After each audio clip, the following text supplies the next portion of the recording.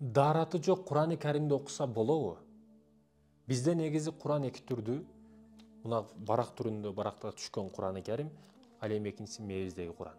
Муну душмандарыбыз жагып, күйгүзүп, көрүп атабыз бүгүн эфирлерде Құран-ы Кәрімди күйгүзгөндөр, жаккандар, ар нерсе кылгандар чыгып атат. Буту менен депсегендер чыгып атат.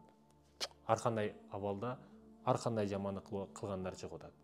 Муну күйгүзүшү мүмкүн, муну жок кылышы мүмкүн Құран-ы Кәрімде, бирок мээдеги Құранда эч качан жок кыла албайт. Бул канчалаган алымдардын башында, канчалаган хафиз, каарылардын башында Құран сакталып кала берет да. Муну миңдеген адамдар жатка жата алган.